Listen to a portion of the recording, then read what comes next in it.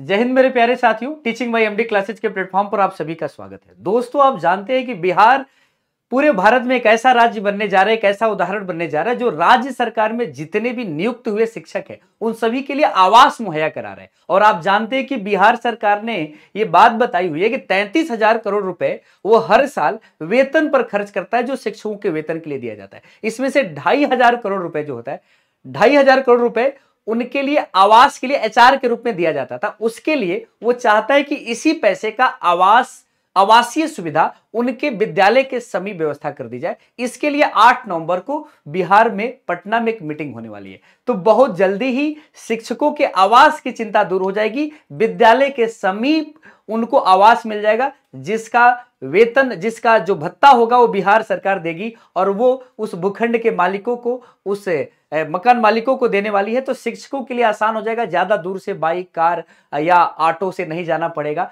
और बच्चों के लिए भी पूरी तरह से गुणवत्ता युक्त शिक्षा मिलने वाली है। तो एक बेहतरीन है, एक शानदार सी एक न्यूज है। तो इसके बारे में आप देख रहे हैं, एक न्यूज़पेपर में आया हुआ है कि विद्यालय के पास किराए व लीज पर ले जाएंगे फ्लैट व मकान, राज्य सरकार शिक्षकों को आवास की सुविधा देगी। दोस्तों, आप जानते हैं अगर किसी भी विद्यालय के समीप अगर शिक्षकों को आवास मिल जाए तो वो समय से पहुंचेगा, और समय से पहुंचेगा तो विद्यालय में पूरा समय देगा। किसी भी प्रकार की, जैसे बहुत सारे शिक्षक हैं कभी खड़े होकर जा रहे हैं, बस नहीं मिली, बस की वजह से लेट हो गए, बड़ी समस्या होती है। फीमेल टीचरों को तो और ज्यादा समस्या होती है। तो ये बहुत ही अच्छा और सराहनीय पहल है। जिन लोगों की बिहार में नई शिक्षक भर्ती में जिनकी नियुक्ति हुई है उन सभी से मैं ये कह रहा हूं कि आपके लिए कितना बेहतरीन, कितना शानदार सा ये न्यूज आया हुआ है। तो बिल्कुल 25,000 करोड़ रुपए मकान भत्ता पर खर्च लगेगा। इसी राशि से विभाग किराए पर लेगा आवास। आप जानते हैं ये खर्च करता है मकान भत्ता के तौर पर, इसी से वो किराए पर, लीज पर आवास लेने वाला है। और इसमें 2 मॉडल पर वो काम कर रहा है। एक काम कर रहा है कि मकान और बहुमंजिली इमारतें, या उन मालिकों से प्रस्ताव मांगा है उनके पास किस जिले में, किसी प्रखंड में कितने मकान हैं, कितने आवास हैं जो शिक्षा विभाग उनको लेना चाहता है, और उसी से संबंधित एक दूसरा मॉडल देना चाह रहा है रियल एस्टेट कंपनियों को कि भैया विद्यालय के समीप अगर किसी प्रकार का आवास नहीं है, बहुमंजिली इमारत नहीं है, तो क्या आप हमारे जिले में क्या कहीं ऐसा या किसी प्रखंड में ऐसा आवास बना सकते हैं।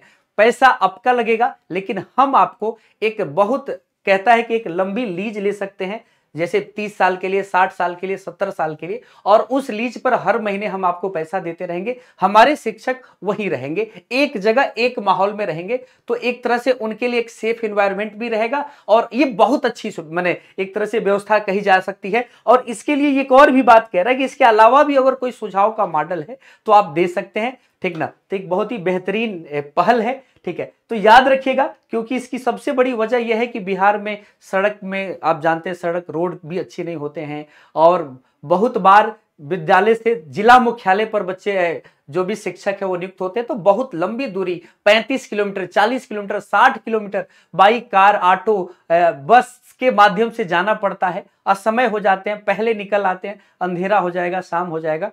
तो एक बेहतरीन पहल है। इसके लिए बिहार सरकार को हम भी तारीफ करते हैं कि ऐसी पहल अन्य राज्यों में भी हो कि जो शिक्षकों के लिए सुविधाएं दे, जिससे शिक्षक अपनी जो भूमिका है उसको पूरी तरह से निभा सके। द्रोणाचार्य जो होंगे वो जाहिर सी बात है जब तक चाणक्य नहीं बनेंगे, जब तक उनका सोच बेहतर और पूरी तरह से उनको वैसा वातावरण नहीं मिलेगा तो नौनिहालों को उस हिसाब से विकसित नहीं कर पाएंगे।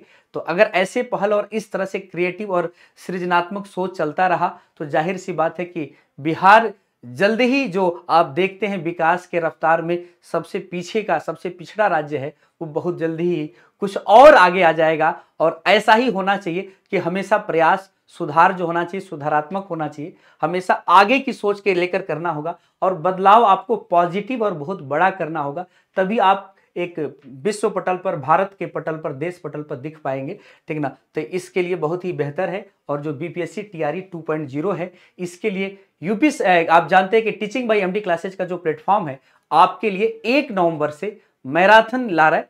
ये 4 घंटे की मैराथन की क्लास होगी, तो बिल्कुल जिसमें हर एक विषय होगा, मैथ होगा, जीके जीएस होगा, साइंस होगा, ठीक है ना। तो पूरी तरह से आप लगिएगा। उसके बाद से आपके लिए पूरी तरह से निरंतर क्लासें चलाई जाएंगी। 30 दिन में हम पूरी तरह से एनसीईआरटी एससीईआरटी का निचोड़ लेकर, और हमारी पूरी कोशिश होगी कि बीपीएससी टीआरई 1.0 के आधार पर हम आपके लिए क्वेश्चन बनाएं, और उसी हिसाब से मेरा दावा है आपसे कि भैया पूरे विश्वास के साथ कि आपके तैयारी में 6 से 8 की अगर आप तैयारी कर रहे हैं तो पूरी जी जान लगा देंगे, आपके एक एक क्वेश्चन को अपने पूरे सेगमेंट से, अपनी पूरी तैयारी से लड़ाने की पूरी कोशिश करेंगे कि पूरा जो हमारा कंटेंट बने वो आपके विषय वस्तु से पूरा मैच करता हुआ बने। तो कहते भी हैं कि आगाज ने अंजाम से हंसकर कहा है दोस्त, मालिक के घर देर है अंधेर नहीं है। तो हिम्मत मत हारिएगा, मौका मिला है तो लगा दीजिएगा। एक नौकरी फिर से लेना है, जनवरी में रिजल्ट आएगा। आप जान रहे हैं कि बहुत कम समय है, तो पूरी ऊर्जा के साथ लग जाइए। जय हिंद, फिर मिलेंगे किसी नए वीडियो के साथ इसी प्लेटफॉर्म पर। वीडियो अच्छा लगा हो तो चैनल को सब्सक्राइब जरूर कीजिएगा। Thank you so much.